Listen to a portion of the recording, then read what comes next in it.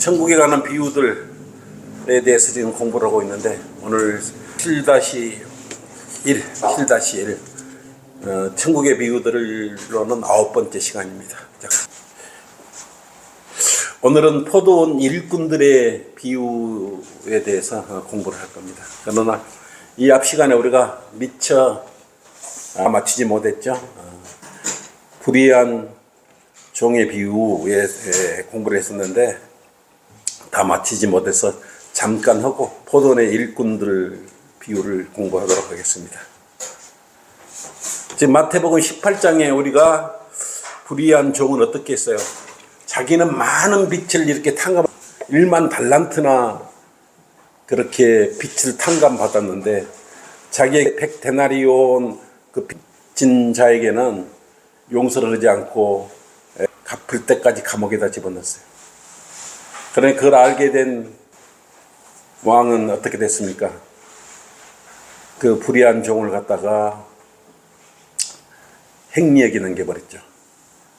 이것은 뭘 의미합니까? 용서를 의미하죠. 나는 용서를 많이 받았는데 상대가 조금 잘못한 거 있으면 용서를 안 하려고 그래요. 당연히 구약 대환란 때나 천년왕국 때는요, 유대인들은 이렇게 형제들을 용서를 해야 됩니다. 용서를 해주지 않으면 대환란의 교리는 믿음과 행위가 필요하기 때문에 그러는 것입니다. 반드시 용서가 필요합니다. 그런데 그리스도인도 영적으로 적용을 하면은 우리도 용서를 해야 되는 것입니다. 그런데 조건이 있다 그랬죠. 어떤 조건으로 용서를 그랬습니까? 그가 자신의 잘못을 인정하고 다시는 그러지 않겠다고 약속하면 하루에 70번씩 7번이라도 용서하라는 게 성경의 말씀인 것입니다. 우리는 예수 그리스도의 갈보리 피로 써 예수님께서는 자신의 모든 소유를 다 내줬어요. 그냥 내주신 것이 아니고 십자가에 피 흘려서 죽으시고 장사되시고 부활하시면서까지 자신이 가졌던 모든 생명까지 다 아끼지 않고 다 우리를 위해서 그렇게 베풀어 놓으셨던 거예요. 그것을 통해서 우리는 지난날의 모든 죄들, 지금 지은 죄, 앞으로 지을 모든 죄까지 모두 다 용서하고 제거해 주신 것이죠. 그런데 우리가 조그만한 그런 부분이 있다고 형제를 시기하고 미워하면 안 됩니다. 물론 그런 경우가 있을 수 있지만 큰 마음을 가지고 예수 그리스도의 보혈의 피를 생각하면 그리스도인이 용서 못할 그런 것이 어디가 있겠습니까? 따뜻하게 맞이하고 따뜻하게 서로 조절을 하라는 그러한 불의한 종의 비유에서 우리가 배울 수 있는 것입니다.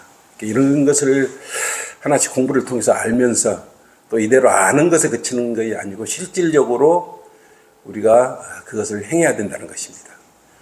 이게 우리 구약 성도에만 해당되는 것이 아니고 지금 우리 신약의 우리 그리스도인들에게도 적용이 가능한 그러한 교리라는 것을 여러분 맹심하시기를 바랍니다. 우리 신약 성도가 용서를 해주지 않으면 어떤 문제가 생깁니까? 마귀가 비집고 들어올 틈을 만들어주는 것이요. 물론 구원을 받았다면 어떤 경우라도 지옥에는 가지 않겠죠. 그렇지만 쓴뿌리를 가지고 있고 마음속에 그걸 안고 있으면 기쁜 마음이 사라지지 않습니까? 그리고 그 성도를 통해서 옆에 있는 지체를 통해서 또 아픔을 갖게 되고 또 믿음에서 떠나고 방황할 수가 있어요. 그러면 자기가 지금까지 이루어 놓았던 그런 모든 상급을 다 잊어버릴 수가 있지 않겠습니까? 그래서 이 시대에 물론 천국에 관한 그런 비유지만 이 시대에 우리가 영적으로 적용해도 이것을 우리는 넘치게 우리 옆에 있는 우리 지체들을 사랑하고 용서해 줘야 된다는 것입니다. 자, 계속해서 7-1 천국의 비유로는 9번째 시간입니다. 오늘 이 시간은 포도원 일꾼들에 관한 비유입니다. 여기서 대해서 공부하겠습니다. 자, 일단 포도나무 그러면 뭘 상징합니까? 이스라엘 민족을 생각하십시오. 일단은 무화과나무, 포도나무 이런 게 나오면 일단 저 바탕에는 민족적인 것을 생각을 하셔야 되고 또 이스라엘 민족을 생각하셔야 이거예요. 자, 마태복음을 펼치십시오. 마태복음 20장을 펼치시면 포도원들에 대한 비유가 나옵니다.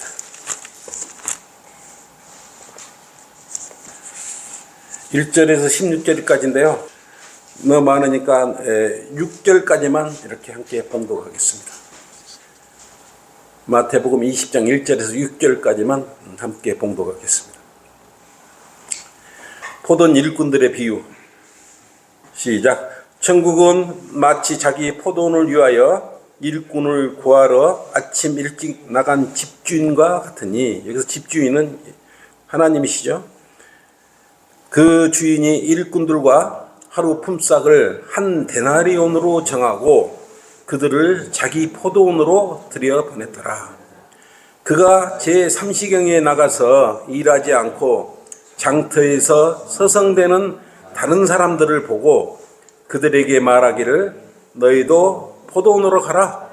그러면 내가 적절한 대가를 주리라고 하니 그들이 가더라. 주인이 다시 제6시에와 제9시에도 나가서 그와 같이 하였고 또 11시경에도 나가서 일하지 않고 서성대는 다른 사람들을 만나서 그들에게 말하기를 어찌하여 너희는 여기서 온종일 서성대고 있느냐고 하니, 여기서 포도원은 뭐냐 그러면 지금 교회 시대 2000년간을 말하는 것입니다.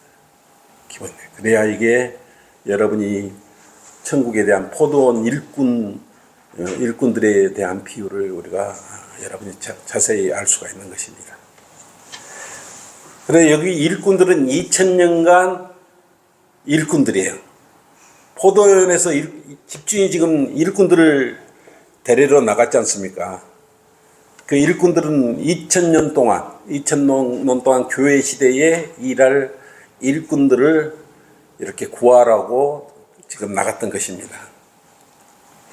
그래서 이 포도원의 비유는, 일꾼들의 비유는 교회 시대에 적용할 수가 있습니다. 여러분 이게 교리가 나오면 잘 적용을 해야 됩니다.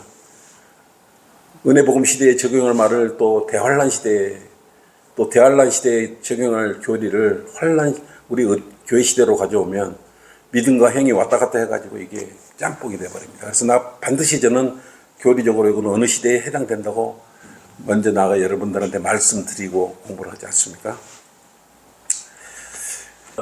하나님께서는 이 2000년 교회 시대 간에 일꾼들을 구하러, 원래는 누가 일을 해야 됩니까?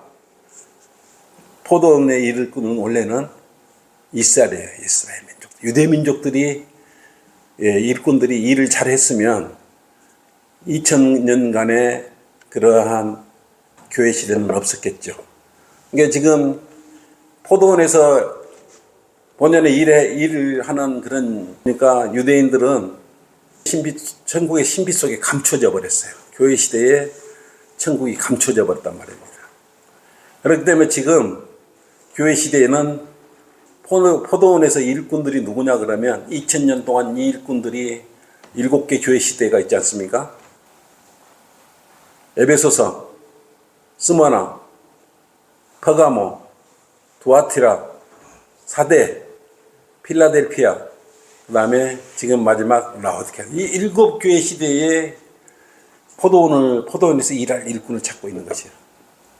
근데 여기서 보면은 서성된다는 나오잖아요. 서성된다는 말이 나오는데, 이 서성되다는 것은 일을 할 것이 없었어요. 원래는 관련이 없는 사람이었는데, 원래 포도원 일꾼은 이스라엘 민족이었는데 예수님을 자기 주인을 못 박여버렸습니다.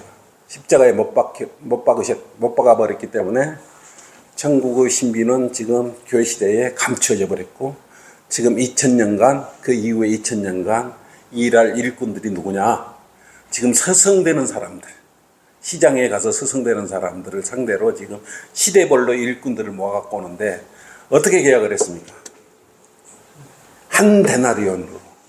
에베소서 교회에서 일어나, 지금 가서 우리가 라오디케아의 교회 시대 이 마지막 때 일어나, 3대 나라요.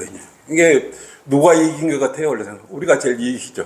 마지막 때에 너무 다 일해놓은 거예요. 마지막 때 라오디게아 교회 시대에 가서 일을 하라.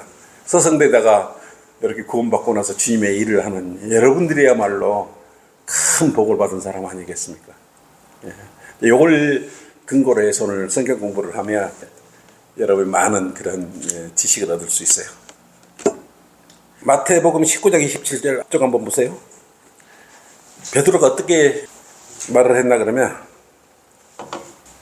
그때에 베드로가 대답하여 말씀드리기를, 보소서. 베드로가 말했지? 뭐라고 말했어요? 우리는 모든 것을 버려두고 주님을 따랐나이다. 그러므로 우리가 무엇을 갖게 되나이까? 라고 했어요. 이 말은 뭐예요? 베드로는 자기가 모든 것을 버려놓고 주님을 따르며 주님의 일을 했는데 나한테 뭐를 해주겠습니까? 라는 내용이에요. 여러분도 지금 라오디게아 시대에 주님을 섬기면서 모든 걸 따르고 있습니까? 그럼 베드로 같이 한번 물어보십시오. 저에게는 무엇을 해줄 수 있나이까? 라고 한번 여러분도 여쭤보십시오. 그러니까 마태복음 19장 한번 보십시오. 예수님께서 뭐라 그랬어요? 28절 30절까지 보세요. 베드로가 이렇게 나는 뭘 주실랍니까? 물으니까 뭐라 그랬습니까?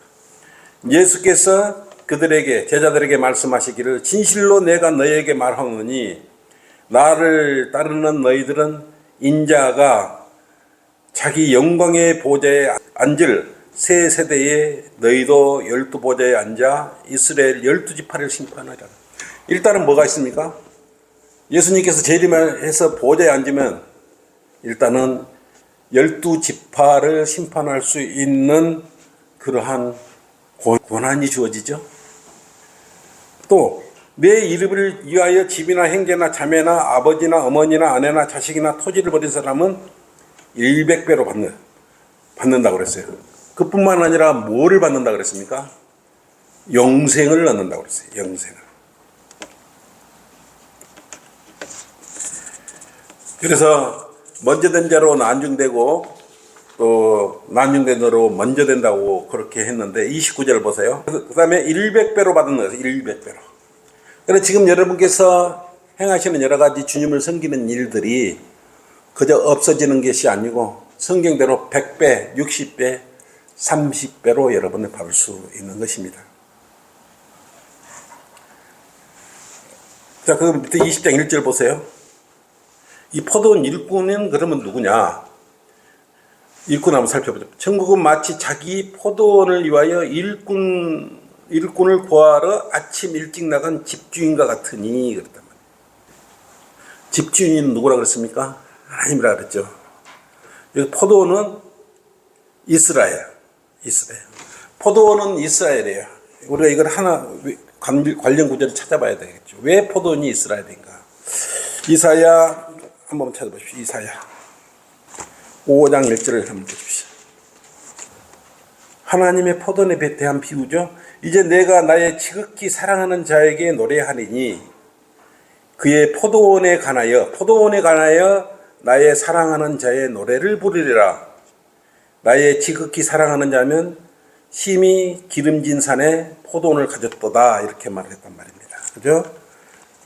그가 울타리를 두르며 거기서 돌을 주워내고 최상품 포도나무를 심었으며, 최상품 포도나무는 누구요? 이스라엘이에요. 그 가운데 망대를 세우고 그 안에 포도즙 틀도 만들었도다. 그가 포도가 열리기를 바랐더니 야생 포도가 열렸어요.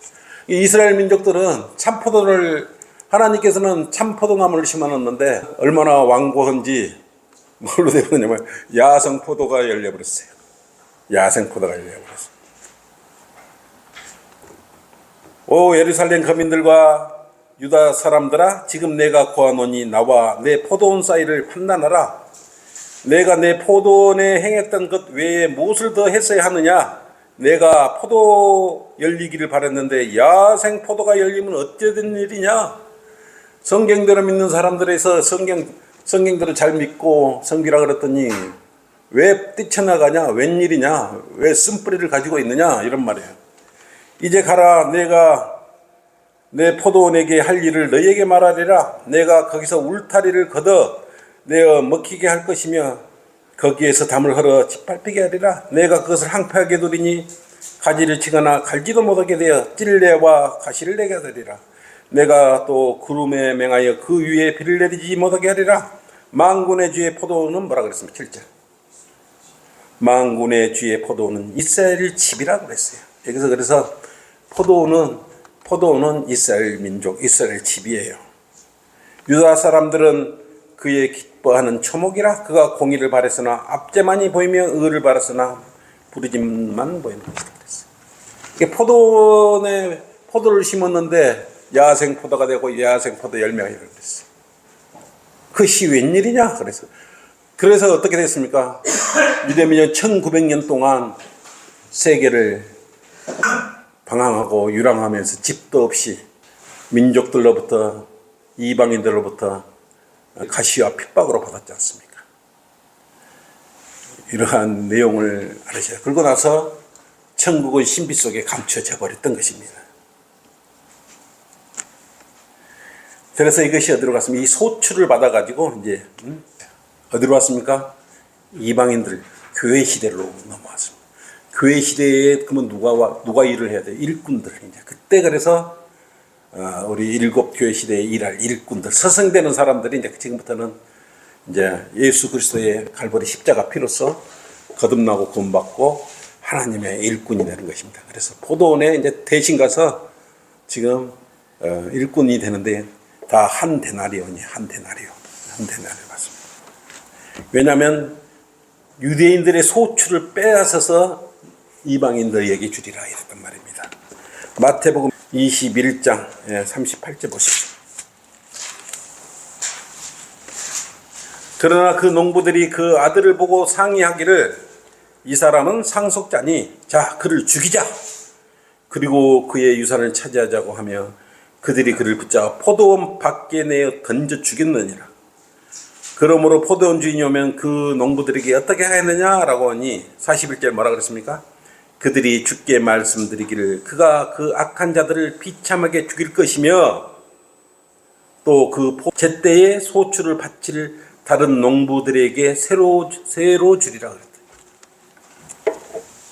이게 유대민족 너희들한테 이스라엘 민족 너희들한테 있는 것을 빼앗아서 이제 이방인들한테 주겠다고 이렇게 말씀하고 있는 것입니다.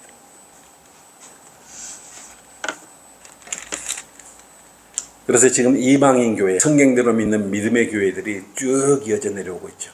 지금 마지막 때에 있습니다. 여러분 마지막 한 데나리온을 받기로 하나님과 약속을 하고 예수 그리스도의 갈보리 피로써 여러분은 지금 구속되어서 하나님의 일을 하고 있는 신실한 종이고 일꾼입니다. 그걸 잊어버리서는 안 되는 것입니다. 자, 그 20장 1절 보세요. 하나님 아버지께서 마태복음 20장 1절 보면 천국은 마치 자기 포도원을 위하여 일꾼을 구하러 아침 일찍 나간 집주인이야. 집주인은 하나님이라고 말했죠. 그리고 집주인이 어디로 갔습니까? 누구를 찾으러 갔습니까? 시장으로 가서 서성대는 사람들을 찾으러 갔어요. 왜요? 일꾼을 찾으려고. 이제 그 소출을 제때 내서 바칠 그 일꾼을 구하려고 어디로 갔습니까? 시장으로 가서 서성대는 그러한 일꾼들을 찾으러 간 거예요. 누가 그러면 하나님의 일꾼입니까? 에베소서 2장 5절 보십시오.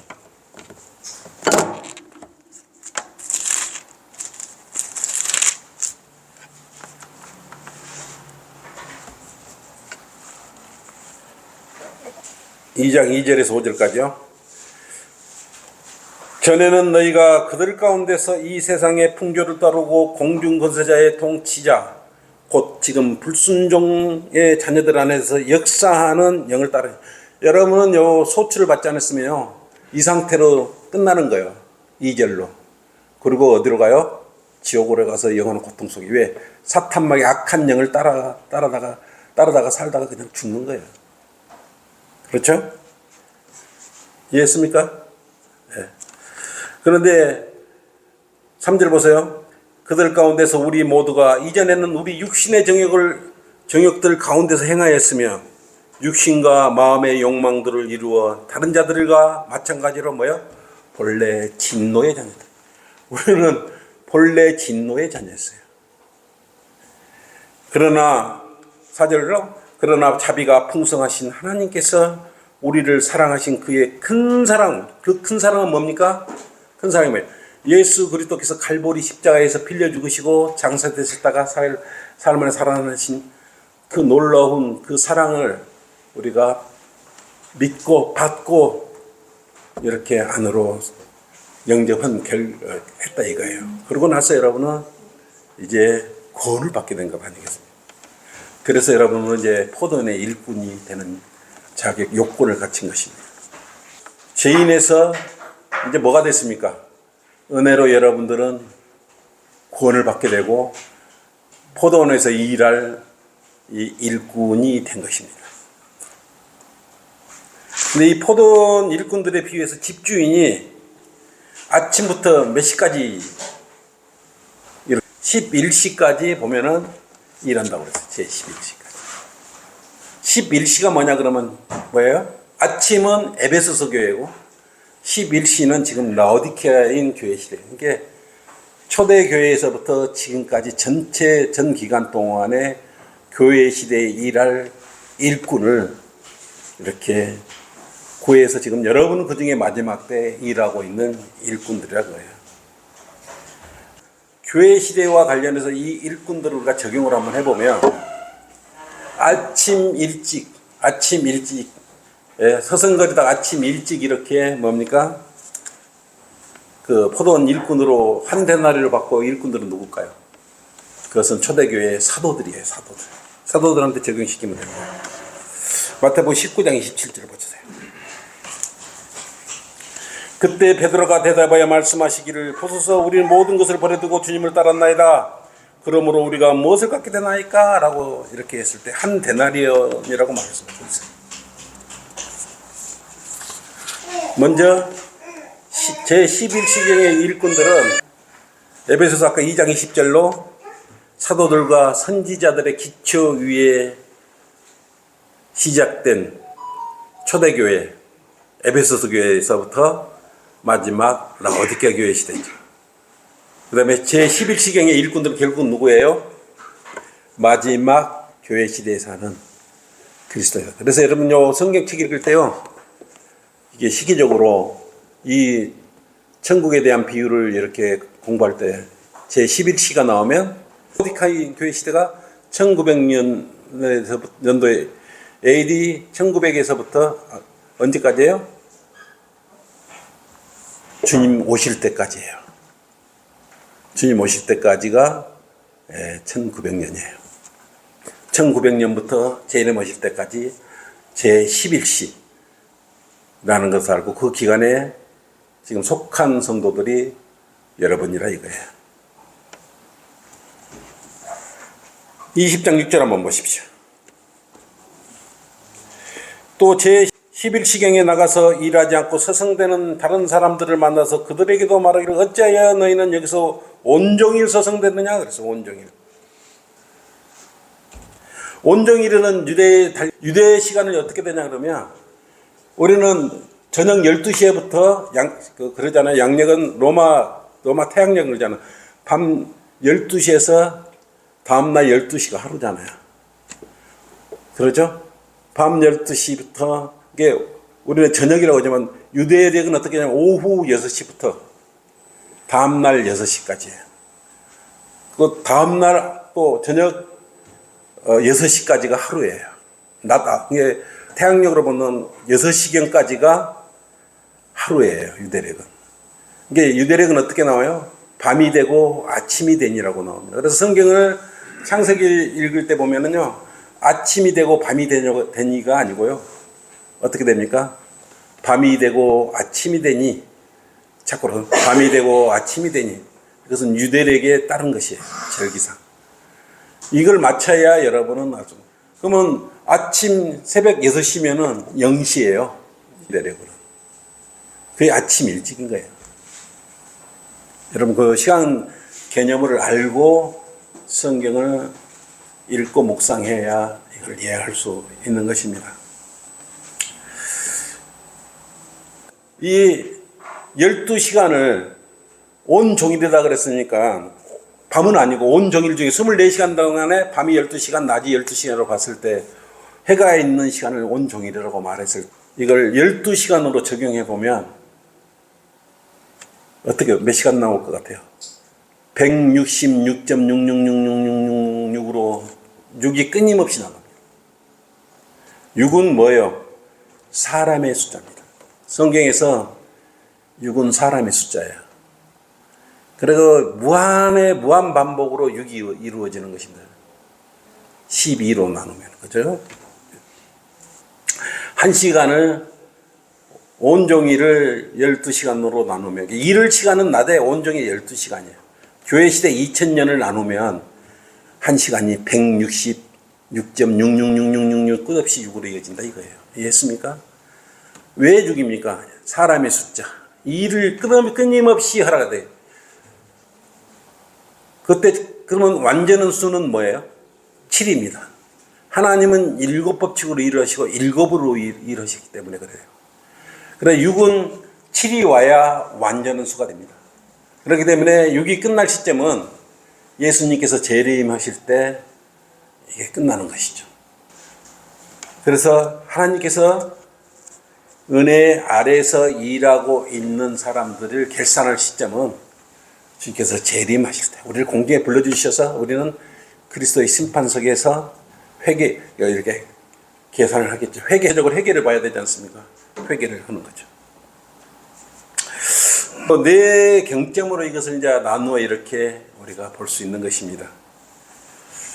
아침 일찍은 여러분 오전 6시경에 해당되고요. 또 3시는 9시. 그 다음에 6시는, 제6시는 정오. 그 다음에 제9시는 오후 9시에 해당됩니다. 그래서 네 정점으로 4등분으로 해서 각 교회 시대별로 이걸 적용해서 한번 우리가 공부하도록 그렇게 하겠습니다.